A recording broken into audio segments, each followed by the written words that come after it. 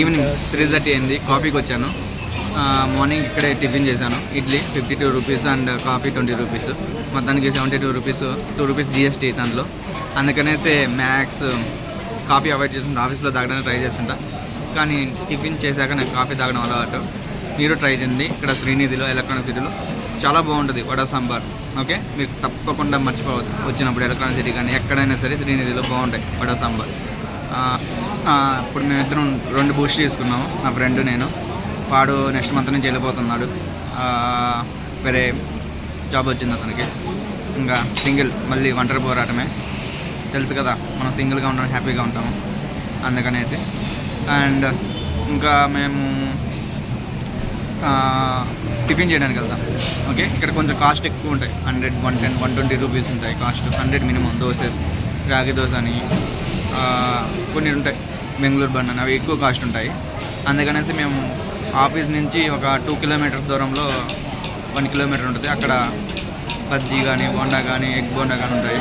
అక్కడ బేకరీ ఒకటి ఉంది, అక్కడ ట్రై చేస్తాం. Good, it's not bad that much. కాకపోతే వర్క్ ఉంటుంది కదా, ఆ వర్క్ టెన్షన్లో అందరం ఎందుకనేసి ఉంటాం. ఎప్పుడైనా టెన్షన్ ఉన్నప్పుడు కానీ, హెడ్ఏక్ ఉన్నప్పుడు కానీ నడుచుకుంటూ వెళ్ళేసి ప్రశాంతంగా ఒక మ్యాక్స్ 10 to 20 మినిట్స్, మ్యాక్స్ 30 మినిట్స్లో తిరిగి ఆఫీస్కి వచ్చేస్తాం. That is the process. Okay, మరి ఇంకేముంది చెప్పడానికి. మా ఆఫీస్ దగ్గరేను నాకు. పీజీ నుంచి అయితే 2 కిలోమీటర్స్ మ్యాక్స్. ఇంతకు ముందు అయితే బైక్లో వచ్చామని, ఇప్పుడు నడుచుకుంటూ వస్తున్నా. కొన్ని సమ్టైమ్స్ బైక్లో వస్తాను. That's the best thing here. Boost కూడా బాగానే ఉంటుంది ఇక్కడ. దీంట్లో నేను షుగర్లెస్ తాగుతాను ఇప్పుడు ఆ ప్లేస్ చూపిస్తాను ఎక్కడ ఉంటుంది ఆ టిఫిన్ షాపు. మా ఆఫీస్ నుంచి ఎంత దూరం వాక్ చేసుకుంటూ వీడియో రికార్డ్ చేస్తాను. మేబీ వాయిస్ సరిగా రాకపోవచ్చు, మైక్ లేదు నా దగ్గర. కొంటాను, ఇప్పుడే స్టార్ట్ చేశాను కదా యూట్యూబ్.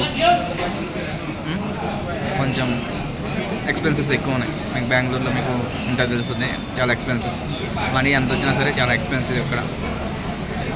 అందుకనేసి చాలా తక్కువగా, పొదుపుగా డబ్బులు సేవ్ చేసుకొని ఖర్చు చూసుకుంటూ చేయాలి. లేకుండా ఉంటే దెబ్బ అయిపోతాం. అందరికీ ఈఎంఐస్ ఉంటాయి, ఎవరు అడిగినా ఎవరు డబ్బులు. ఈ కాలం నేను ట్రై చేస్తుంటాను కదా, నాకు తెలుసు ఆ ప్రాబ్లమ్స్.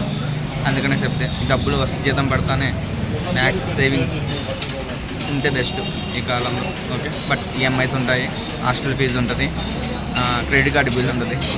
ఇవన్నీ మై రెగ్యులర్గా ఉండేవి. ఓకే, మరి ఈ వీడియోలో అంతే.